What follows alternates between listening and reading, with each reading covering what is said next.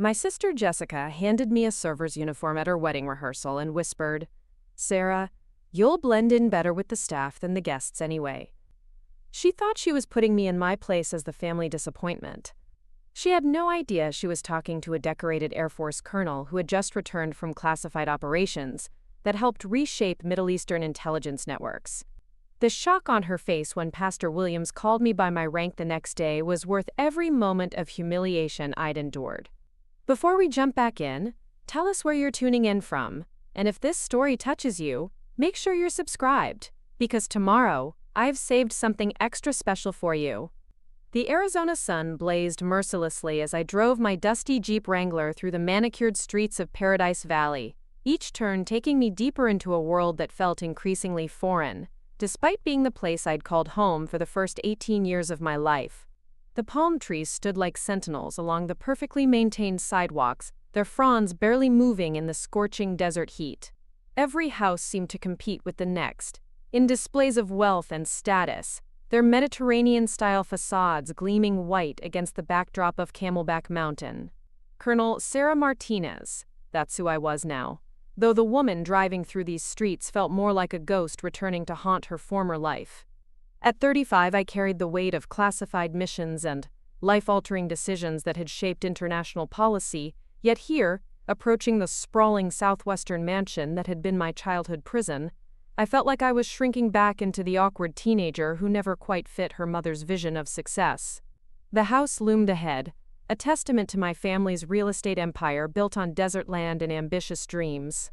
Its adobe walls and red tile roof spoke of old money and established power, though the Martinez family had only achieved their fortune in the past 2 decades through my mother's ruthless business acumen and social climbing. The circular driveway was already crowded with luxury vehicles, German engineering, and Italian craftsmanship glinting in the afternoon sun like trophies of capitalism. I parked my military-issued Jeep between a pristine Mercedes and a gleaming BMW, the contrast almost comical. My vehicle, scarred by desert winds and bearing the invisible weight of overseas deployments, looked like a working animal among show horses. The irony wasn't lost on me that my transportation had served purposes these pampered machines could never imagine, carrying soldiers through hostile territory and navigating terrain that would destroy these suburban status symbols. Using my own key felt strange, like breaking into a museum of my past. The interior hit me with a wave of artificially cooled air and the scent of expensive candles masking the underlying smell of ambition and desperation that seemed to permeate every corner of my mother's world. The foyer stretched before me like a gallery, its soaring ceilings and hand-painted tiles designed to intimidate and impress visitors from the moment they crossed the threshold.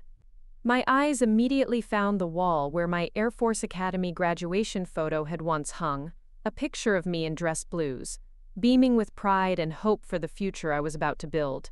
The space now displayed an enormous canvas featuring my mother Patricia and sister Jessica at some charity gala, their smiles professionally whitened and their poses calculated to convey effortless success. I had been literally painted out of the family narrative, replaced by a more palatable version of the Martinez legacy. Patricia emerged from the living room like a queen holding court, her perfectly styled silver hair catching the light from the crystal chandelier above.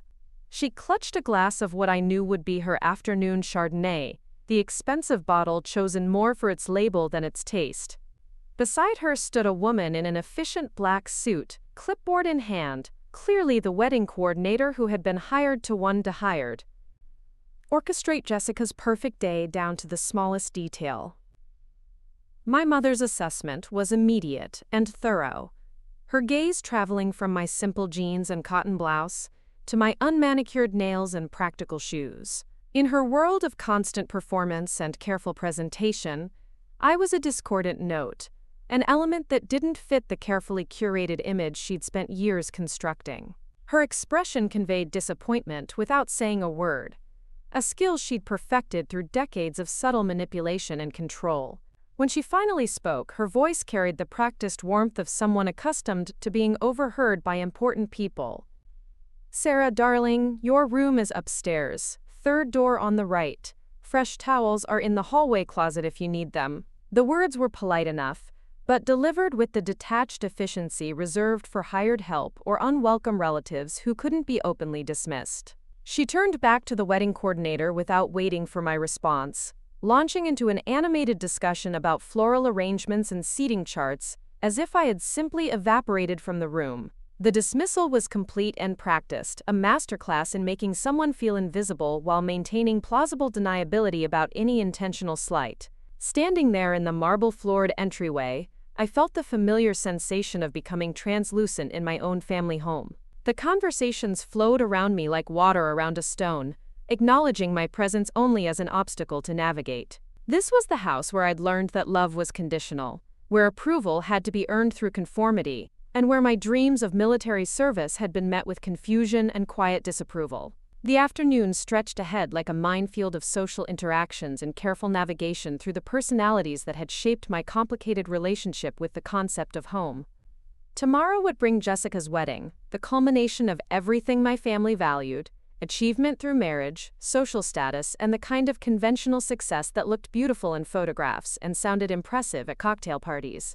Little did they know that their disappointment was about to become their education, and their dismissal would transform into something far more complicated than they had ever imagined possible. That evening, the house transformed into a showcase of Phoenix's social elite, the kind of gathering that Sarah Martinez lived to orchestrate. The expansive living room filled with the low hum of power conversations, crystal glasses clinking against manicured nails, and the soft rustle of designer fabrics, as Arizona's most influential figures mingled beneath the soaring vaulted ceilings. These were the titans of desert commerce, real estate moguls who had turned sand into gold, tech entrepreneurs who had fled California's taxes for Arizona's business-friendly climate, and political figures whose decisions shaped the southwestern landscape. I moved through the crowd like an anthropologist studying an alien civilization, watching the intricate dance of influence and networking that defined my mother's world. Women in flowing silk dresses that cost more than most people's monthly salaries discussed their latest philanthropic endeavors, while their husbands traded information about water rights and development deals. The conversations were a carefully choreographed performance, where every word served multiple purposes: advancing careers, building alliances, and maintaining the delicate ecosystem of desert power. Patricia floated through her domain like a conductor leading an orchestra, her silver hair catching the light from the imported Italian chandeliers, as she guided conversations and introductions with the practiced ease of someone who had spent decades perfecting the art of social manipulation. She wore a flowing turquoise dress that complemented her carefully maintained tan, every detail of her appearance calculated to project success and sophistication. Her laugh, crystalline and perfectly timed, punctuated conversations at precisely the right moments to signal approval or redirect attention. I attempted to engage with the guests, searching for common ground that might bridge the gap between their world of corporate acquisitions and country club memberships and my reality of classified briefings and international security concerns. Every conversation felt like navigating a maze of unspoken rules and hidden agendas, where my direct military communication style clashed against their preference for subtle implications and coded meanings. The disconnect became painfully apparent when I tried to discuss current events with a group of women near the floor-to-ceiling windows that overlooked the pool area. While I referenced geopolitical developments and security concerns that had dominated my recent work, they pivoted to discussing the challenges of finding reliable household staff and the latest trends in luxury vacation destinations. Their concerns, while valid within their context, felt impossibly distant from the life-and-death decisions that filled my daily existence. It was during one of these stilted conversations that Patricia approached with her signature smile, the one that appeared effortless but had been refined through years of charity galas and political fundraisers. In her perfectly manicured hand, she carried a crisp white apron, the kind worn by the catering staff, who moved efficiently through the crowd carrying silver trays of gourmet appetizers and refilling wine glasses with practiced discretion. Her voice carried just enough volume to ensure that nearby guests would overhear what she clearly intended as a public performance of maternal guidance. "Sarah, sweetheart," she said, the endearment dripping with condescension disguised as affection. "I know you're not really familiar with most of the people here, and I thought you might feel more comfortable helping out with the service. You've always been so practical, and the staff could use an extra hand with the hors d'oeuvre." The words landed like precision missiles, each one carefully selected for maximum impact. The suggestion that I didn't belong among the guests, that my proper place was serving rather than socializing, that my practical nature somehow disqualified me from participating in sophisticated conversation. The nearby guests offered polite chuckles that felt like small daggers, their amusement at my apparent demotion adding insult to the injury my mother had so skillfully orchestrated. Across the room, I caught sight of Jessica deep in animated conversation with a state senator and his wife, her perfectly styled auburn hair catching the light as she gestured enthusiastically about her latest marketing campaign for a luxury resort chain. She had inherited Patricia's gift for social navigation, moving effortlessly between topics and personalities with the confidence of someone who had never questioned her place in this world. When she glanced over and witnessed our exchange, her response was a slight shrug of indifference before she turned back to her conversation, effectively communicating that my humiliation was neither her concern nor her responsibility. The heat of embarrassment crept up my neck like wildfire, turning my face crimson in a way that the desert sun had never managed, despite years of deployment in Middle Eastern climates. In that moment, all the medals and commendations, all the successful missions and strategic victories, all the respect I had earned from colleagues and superiors seemed to evaporate like morning dew in the Arizona heat. I wasn't Colonel Martinez, decorated Air Force officer and intelligence specialist. I was simply Sarah, the difficult daughter who couldn't manage to fit into her mother's perfectly crafted social ecosystem. The final humiliation arrived minutes later, when a well-dressed woman with kind eyes and genuine curiosity approached me near the stone fireplace that dominated one wall of the living room. She had been watching the earlier exchange with what appeared to be sympathy, and her questions seemed motivated by authentic interest rather than social obligation. "I couldn't help but notice you." Preparing and narrating this story took us a lot of time, so if you are enjoying it, subscribe to our channel, it means a lot to us. Now back to the story. "Earlier," she said warmly, her voice carrying the trace of a Midwest accent that suggested she hadn't been born into this desert aristocracy. "What do you do for work? You seem like someone with interesting stories to tell." Before I could formulate a response that might begin to capture the complexity of my career in intelligence operations and international security, Patricia materialized beside us with the supernatural timing that seemed to be her superpower. Her hand settled on my arm with what appeared to be maternal affection, but felt more like a claim of ownership. "Oh, Sarah works for the government," Patricia announced with the bright enthusiasm typically reserved for discussing mildly interesting hobbies or charitable causes. "Some sort of desk job with paperwork and filing. Very stable work, you know, though perhaps not the most exciting career path. But stability is so important for some people." The characterization hit like a physical blow, each word carefully chosen to minimize and diminish everything I had worked to achieve. Desk job, paperwork, filing. The words reduced years of strategic planning, life-threatening missions, and high-level intelligence work to the mundane drudgery of bureaucratic mediocrity. The suggestion that I had chosen stability over excitement, safety over significance, painted me as someone who lacked the courage or ambition to pursue anything meaningful. My throat constricted as if the desert air had suddenly become too thick to breathe properly. The familiar sensation of invisibility settled over me like a heavy blanket, the feeling that I was simultaneously present and absent, acknowledged and erased. Part of the family, yet fundamentally separate from everything they valued and celebrated. I didn't attempt to correct the record or defend my actual achievements. Instead, I offered a polite nod to the curious woman, carefully extracted myself from Patricia's proprietary grasp, and walked away from the glittering performance with measured steps that betrayed none of the turmoil churning beneath the surface. My movement through the house felt automatic, muscle memory guiding me away from the laughter and conversation toward the sanctuary of the kitchen. The industrial-grade kitchen was a monument to culinary excess, equipped with commercial appliances and enough counter space to cater events for hundreds of people.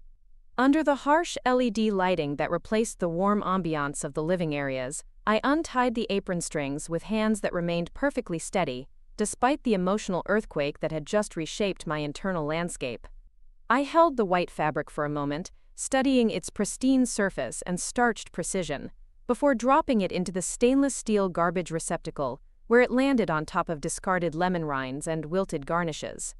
The gesture wasn't born from anger or spite, but from something deeper and more profound, a quiet declaration that I would no longer participate in my own erasure. The silence of the kitchen felt different from the weaponized quiet I had just escaped. Here, surrounded by the tools of creation, rather than destruction, I began to formulate a plan that would honor both my father's memory and my own hard-earned identity. Sleep remained elusive in the sterile guest bedroom that felt more like a hotel room than any space that had ever belonged to me. The walls were decorated with generic Southwestern art purchased by an interior designer who had never met me, and the furniture bore no traces of the girl who had once called this house home. Every surface was immaculate and impersonal, a testament to Patricia's ability to erase inconvenient memories as efficiently as she managed her social calendar. The events of the evening replayed in my mind with military precision, each humiliation catalogued and analyzed for tactical significance. The apron incident wasn't an isolated moment of maternal disappointment, but part of a sustained campaign to redefine my identity, according to Patricia's specifications. She had weaponized shame with the same strategic thinking I applied to international conflicts, identifying pressure points and exploiting them with surgical accuracy. As dawn approached, painting the desert sky in shades of coral and gold that rivaled any sunrise I had witnessed during deployments overseas, I made a decision that felt both inevitable and liberating. There was only one place I could go to find the clarity needed to navigate the psychological battlefield my family had become, and that destination required a drive across the valley to where my father rested among other military heroes, who had given everything for principles larger than themselves. The National Memorial Cemetery of Arizona sprawled across rolling desert hills that had been transformed into a place of profound reverence and remembrance. The morning air carried the clean scent of creosote and sage, a natural perfume that spoke of endurance and survival in harsh conditions.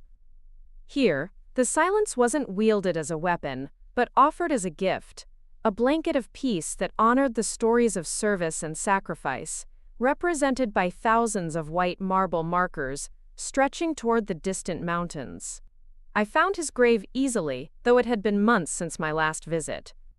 The headstone was simple and dignified, bearing the essential facts of Lieutenant Colonel David Martinez's life and service, without the embellishments that Patricia favored in her more theatrical displays of sentiment. The grass around the marker was perfectly maintained by cemetery staff who understood that some honors required no words, only the consistent care that demonstrated ongoing respect for those who had answered their nation's call. Standing before the cool white stone, I felt the presence of the only person who had ever truly seen me for who I was rather than who others expected me to become. David Martinez had been a fighter pilot whose career had taken him around the world, but his greatest achievement had been his ability to recognize potential in places where others saw only problems or disappointments.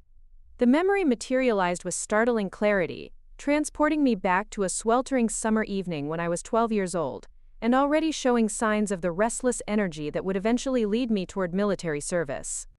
Patricia had spent the day criticizing my appearance, my posture, my inability to sit still during her ladies' auxiliary meeting, and my general failure to embody the feminine grace she considered essential for future success in her social circles. That night, Dad had found me sulking on the back patio, staring up at the vast canopy of stars that stretched across the unpolluted desert sky. Phoenix hadn't yet grown large enough to completely obscure the celestial display, and the Milky Way still painted a luminous river across the darkness. He settled beside me on the wooden bench he had built himself, his presence immediately calming the storm of adolescent frustration that had been building throughout the day. His voice, when he finally spoke, carried the quiet authority of someone who had faced genuine danger and emerged with wisdom rather than bitterness. "Your mother sees the world like a spotlight, Sarah," he had said, his weathered hand pointing toward the brightest stars that dominated the night sky. "She's drawn to things that demand attention, that announce their importance and refuse to be ignored. But pilots, real navigators, we know the truth about celestial guidance." He guided my gaze toward the dimmer stars, the ones that required patience and attention to locate among their more ostentatious neighbors. The brightest stars might catch your eye first, but they're not the ones that guide you home when you're lost in unknown territory. The steady ones, the constant ones, the stars that don't change with seasons or circumstances, those are the lights that save lives when everything else fails. His words had planted seeds that would grow over decades of military service, through moments of doubt and triumph, through the complex navigation of a career that demanded both technical precision and moral courage. Be a guide star, honey, he had concluded, his arms settling around my shoulders with a protective weight that had made me feel invincible against any criticism or rejection. Let others chase the spotlight while you focus on being the light that actually matters when people need direction. Now, standing at his grave 23 years later, those words resonated with new significance. I had spent my adult life trying to earn recognition from people who were fundamentally incapable of seeing value in anything that didn't enhance their own social standing. I had allowed Patricia's spotlight mentality to convince me that my steady service, my quiet achievements, my consistent dedication to principles larger than personal advancement, somehow made me less worthy of respect and love. I reached into my jacket pocket and withdrew a challenge coin from my current squadron, a tradition that connected military personnel across generations and conflicts. The metal was heavy and cool against my palm, its weight representing the bonds forged through shared service and mutual sacrifice. I knelt and placed it carefully on top of David's headstone, the soft clink of metal against marble creating a sound that felt both final and beginning. My words, when they came, were spoken to the desert wind and the memory of the man who had given me the compass I needed to navigate life's most treacherous terrain. Dad, I've been trying to shine bright enough for people who prefer the darkness, I whispered, my voice steady despite the emotion that threatened to overwhelm my carefully maintained composure. But you taught me better than that. You taught me that true leadership means being the steady light that guides others home, even when they can't see the beacon that's saving them. The resolution that settled in my chest felt like a physical transformation, a realignment of internal coordinates that had been knocked off course by years of seeking approval from people who had no understanding of true north. I wasn't lost in Patricia's darkness anymore because I finally remembered how to be my own navigation system, how to honor the principles David had instilled, rather than the expectations that had been imposed by people who measured worth in social media likes and charity gala invitations. Standing up, I squared my shoulders with the bearing that had been drilled into me through years of military training and reinforced through actual combat experience. The morning mist was beginning to burn off under the strengthening desert sun, and the first rays of light were illuminating the endless rows of white markers that represented stories of courage and commitment that would never make headlines but had shaped the world in profound and lasting ways. Walking back toward my Jeep, I felt the weight of decisions settling into my bones like steel reinforcement in concrete. The path ahead would require the same strategic thinking I applied to international intelligence operations, the same tactical precision that had earned me promotions and commendations throughout my career. Patricia had declared war on my identity and David's legacy, but she had chosen the wrong opponent for this particular battle. I was no longer the uncertain girl who had once sought her mother's approval, or the conflicted daughter who had tried to bridge two incompatible worlds. I was Colonel Sarah Martinez, intelligence officer, strategic thinker, and heir to a tradition of service that transcended Patricia's shallow understanding of success and significance. The drive back through Paradise Valley felt different now, purposeful rather than reluctant. The ostentatious houses and manicured landscapes no longer intimidated me because I finally understood that true wealth couldn't be purchased with real estate profits or displayed through architectural excess. The most valuable inheritance David had left me wasn't property or money, but the knowledge of how to remain steady when others lost their bearings. How to be the guide star that others could follow toward safety and truth. Tomorrow would bring Jessica's wedding and another opportunity for Patricia to orchestrate my humiliation in front of Arizona's social elite. But tomorrow would also bring the first day of a campaign that would restore honor to David's memory and establish once and for all that some legacies cannot be erased by people who mistake noise for importance, brightness for significance, or social climbing for actual achievement. The battle lines were drawn, and for the first time in years I knew exactly which side would emerge victorious. The wedding preparations began before sunrise, transforming the Phoenician resort into a showcase of desert luxury that would have impressed European royalty. Patricia had spared no expense in creating what she repeatedly called the social event of the Phoenix season, a description that revealed more about her priorities than her love for Jessica. Ice sculptures carved into the shape of desert flowers wilted slowly in the morning heat, while florists arranged thousands of white roses and purple lupines in crystal vases that caught the early sunlight like prisms. I arrived at the resort wearing a simple navy dress that Patricia had grudgingly approved during a tense phone conversation the previous week. The garment was conservative and understated, chosen specifically to avoid drawing attention or providing ammunition for criticism. Even in this carefully selected outfit, I felt like an intruder infiltrating an elaborate performance where everyone else had received detailed instructions about their roles, while I remained deliberately excluded from the script. The bridal suite buzzed with the frantic energy of a military operation, though the stakes here involved mascara application and flower arrangement, rather than life-and-death decisions. Jessica sat in the center of the chaos like a general commanding her troops, her auburn hair twisted into an elaborate updo that had required 3 hours and 2 professional stylists to achieve. Her wedding gown, a confection of imported lace and hand-sewn pearls that had cost more than most people's annual salaries, transformed her into a vision of bridal perfection that would photograph beautifully for the society pages. Professional photographers moved through the space with the practiced efficiency of combat correspondents, capturing every moment of preparation for the albums that would document this triumph of social planning and financial excess. Makeup artists applied their craft with scientific precision, ensuring that every face would appear flawless under the harsh scrutiny of professional lighting and telephoto lenses. Patricia orchestrated the morning's activities with the commanding presence of a 5-star general, her silver hair styled in an elaborate chignon that complemented her mother-of-the-bride dress, a flowing creation in champagne silk that probably cost more than most people spent on their entire wedding. She moved between vendors and family members with clipboard precision, addressing problems and issuing directives with the authority of someone accustomed to having her orders followed without question.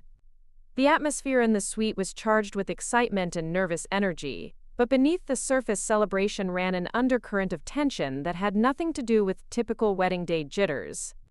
I felt it in the way conversations paused when I entered rooms, in the glances that were exchanged when people thought I wasn't looking, in the careful way my presence was acknowledged but not welcomed.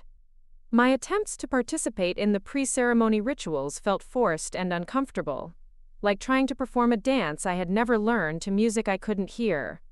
When I offered to help with Jessica's veil, my assistance was politely declined in favor of the professional attendant who had been hired specifically for such tasks.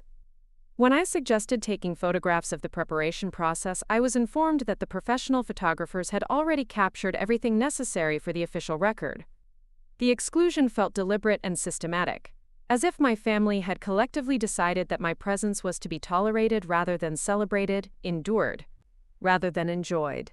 I was relegated to the role of observer in events that should have made me an integral participant, watching from the margins as my sister prepared for the most important day of her life, with the support and involvement of everyone except the person who had once been her closest confidant. The breaking point came during what Patricia grandly announced as the family blessing ceremony, a manufactured tradition she had invented to create an additional photo opportunity and demonstrate the Martinez family's commitment to spiritual values. The resort's chapel had been decorated with enough flowers to stock a botanical garden, and Patricia had arranged for the hotel's chaplain to offer a special blessing for the bride and her family before the actual ceremony began. Jessica stood radiant in her wedding gown while Patricia positioned family members around her in a carefully choreographed tableau designed to convey warmth, unity, and generational blessing. Aunts and uncles, cousins and grandparents, even distant relatives who rarely participated in family gatherings, had been summoned to participate in this moment of manufactured meaning. I found myself pushed literally to the back of the group, standing behind a cousin I barely knew while more distant relatives were positioned closer to Jessica than her own sister. The photographer directed the arrangement with professional efficiency, ensuring that the most photogenic family members occupied prominent positions while less attractive participants were strategically hidden behind others or cropped out of the frame entirely. When the chaplain asked family members to share brief words of blessing and encouragement for the bride, I waited for my turn to speak, preparing remarks that would honor both Jessica's happiness and our shared history, as sisters who had grown up together in the same house, attended the same schools, and navigated the same complex family dynamics despite choosing very different paths in life. But my turn never came. Patricia managed the speaking order with the same precision she applied to every other aspect of the wedding planning, calling on relatives by name and guiding the ceremony toward its conclusion without ever acknowledging my presence or inviting my participation. The oversight felt too calculated to be accidental, too systematic to be mere forgetfulness. Jessica, radiant in her wedding finery and surrounded by well-wishers offering their heartfelt congratulations, never once looked in my direction or suggested that her sister might have something meaningful to contribute to this moment of family celebration. Her silence felt like endorsement of my exclusion, confirmation that she shared Patricia's assessment of my diminished importance in family affairs. The final humiliation arrived when Patricia approached me after the blessing ceremony with her signature smile, the one that managed to convey warmth and dismissal simultaneously.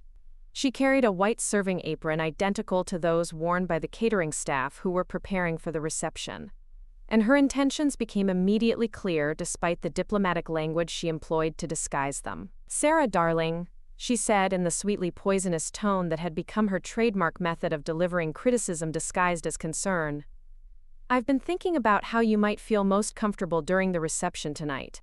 I know large social gatherings can be overwhelming for people who aren't accustomed to this level of sophistication, and I thought you might prefer to help the serving staff, rather than struggle with conversations that might be beyond your experience." The suggestion landed like a physical blow, each word carefully chosen for maximum humiliation. The implication that I lacked the social skills necessary to interact with wedding guests, that my presence among the celebrants would be embarrassing rather than enriching, that my proper role was service rather than participation. The offer was presented as maternal consideration, but the underlying message was clear.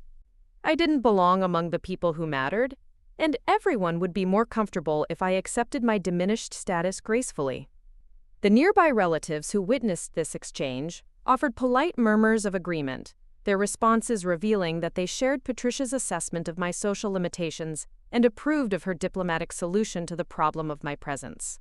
Their consensus felt like a jury verdict, a collective determination that I was indeed unsuited for inclusion among the sophisticated guests who would celebrate Jessica's marriage in the style befitting Phoenix's social elite. The heat of shame spread across my face like wildfire in drought conditions, turning my skin crimson in a way that no amount of professional makeup could disguise.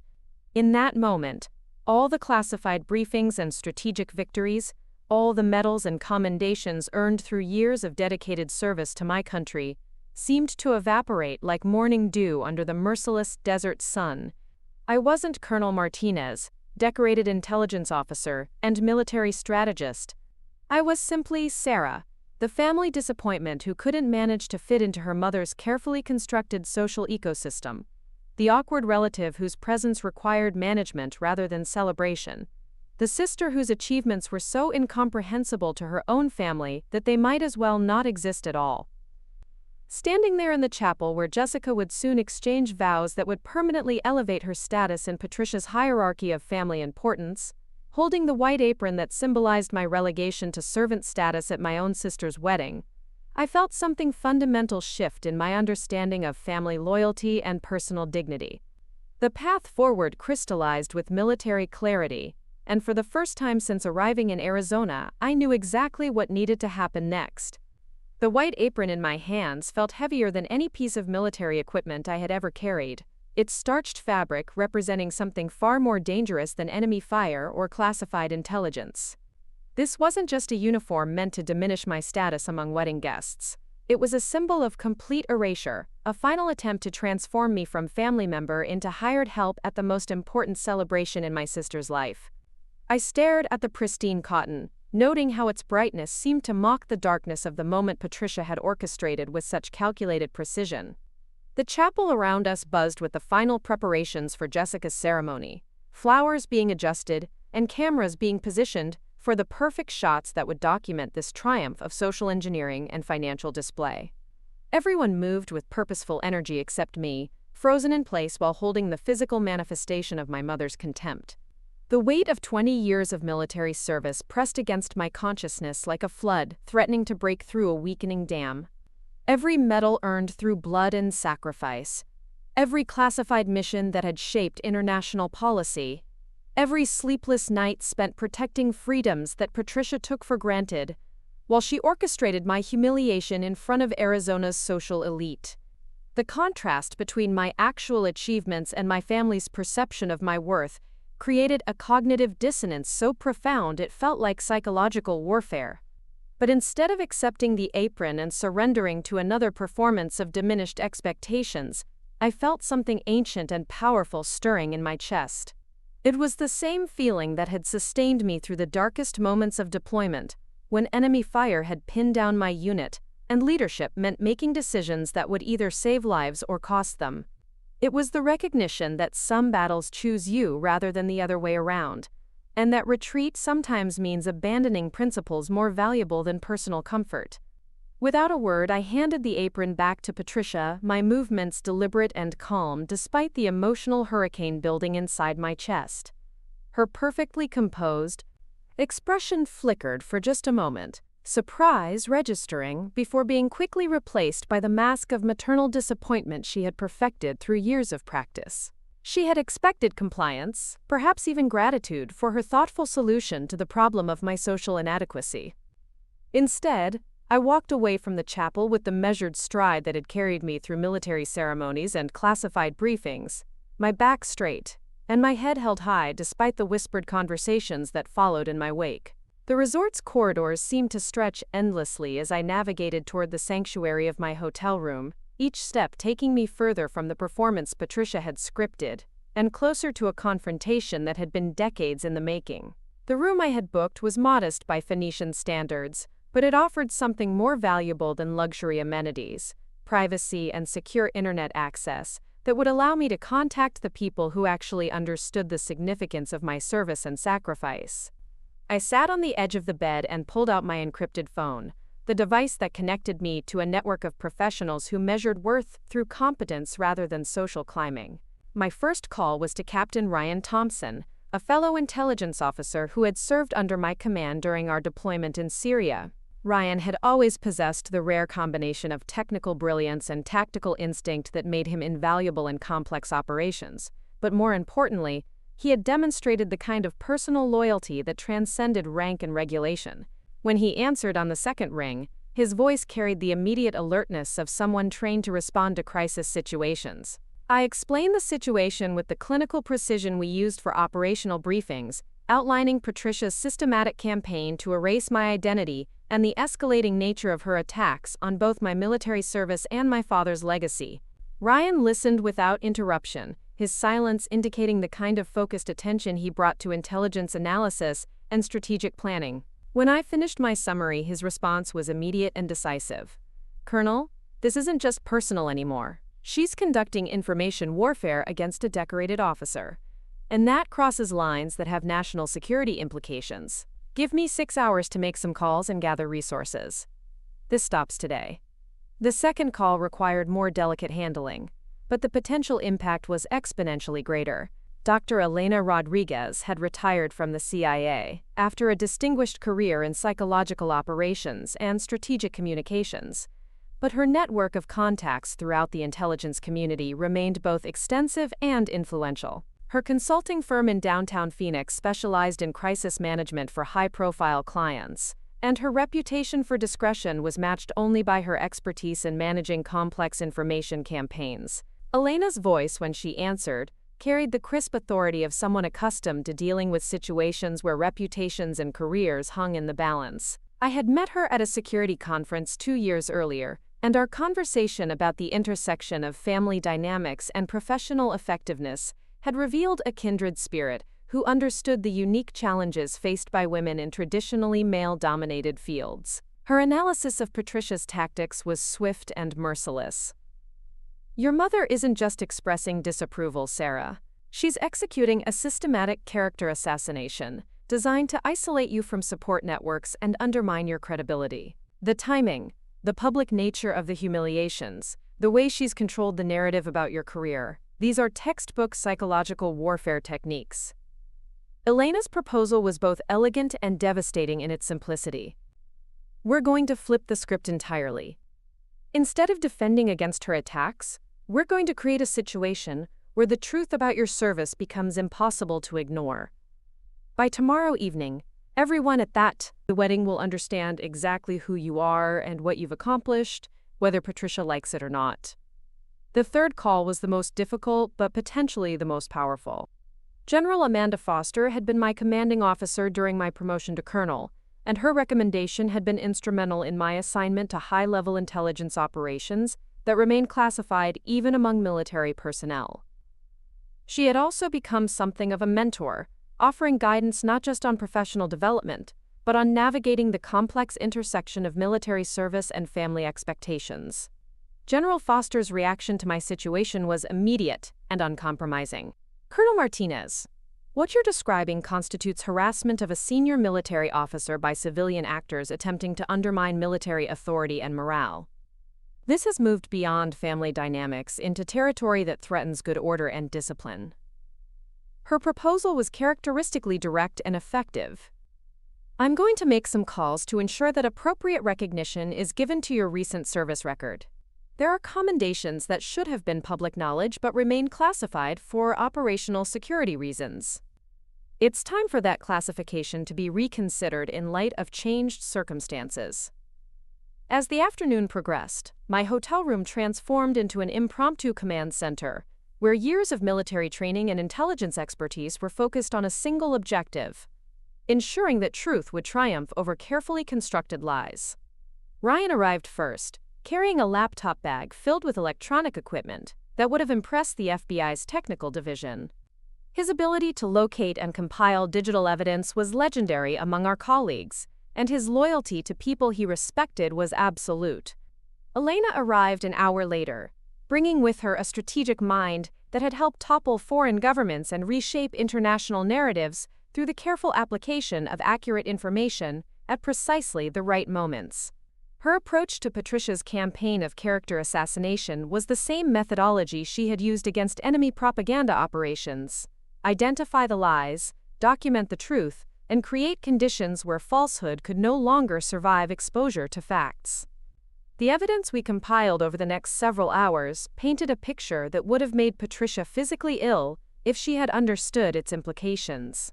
Ryan's digital forensics had uncovered the blog posts and social media campaigns she had orchestrated to spread false information about my military service, including the coordinated timing that suggested professional assistance in managing her misinformation efforts.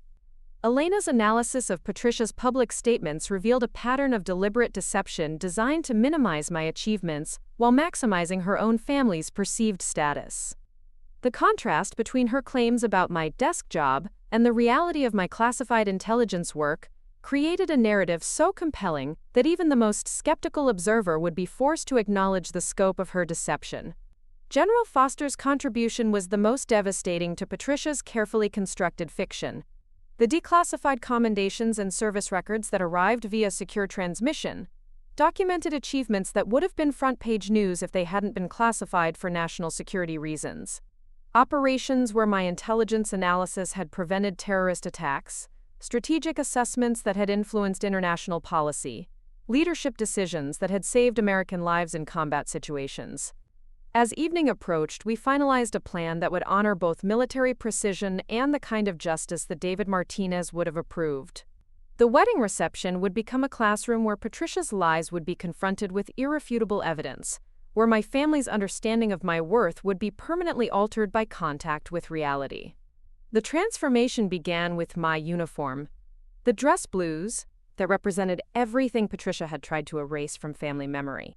Under the hotel room's bright lights, I began the ritual of preparing my armor for battle, each ribbon and medal a chapter in a story my family had refused to read. The silver star caught the light like captured fire, its significance understood by anyone who comprehended the meaning of valor under enemy fire. The Defense Superior Service Medal represented strategic thinking that had shaped international policy. The Purple Heart spoke of sacrifice that transcended personal comfort or safety. Ryan worked on the technical aspects of our operation, ensuring that the resort's audiovisual systems would be available when needed, and that the evidence we had compiled could be presented with maximum impact. His expertise in electronic warfare had been honed through years of dealing with enemy communication systems, and Patricia's wedding reception would present no technical challenges for someone with his capabilities. Elena focused on timing and presentation, understanding that truth delivered at the wrong moment or in the wrong format could be dismissed or ignored despite its accuracy. Her experience in psychological operations had taught her that people's receptivity to information varied dramatically based on circumstances, and she was determined to create conditions where Patricia's lies would be impossible to maintain. The final element of our preparation involved something more personal than technical expertise or strategic planning. I stood before the mirror in my dress uniform, seeing not the family disappointment Patricia had tried to create, but the military officer I had actually become through years of dedicated service and personal sacrifice. The reflection showed someone who had earned respect through competence rather than inheritance, who had defended freedom rather than simply inherited privilege. Tomorrow would bring Jessica's wedding reception and the culmination of Patricia's efforts to establish a family narrative that excluded my achievements and minimized my significance. But tomorrow would also bring a reckoning that had been 20 years in the making, a confrontation between carefully constructed lies and meticulously documented truth. The battle for my father's legacy and my own dignity was about to begin in earnest, and for the first time since returning to Phoenix, I felt the calm confidence that came from fighting on the side of truth with allies who understood the stakes and possessed the skills necessary for victory. Up next, you've got 2 more standout stories right on your screen. If this one hit the mark, you won't want to pass these up. Just click and check them out.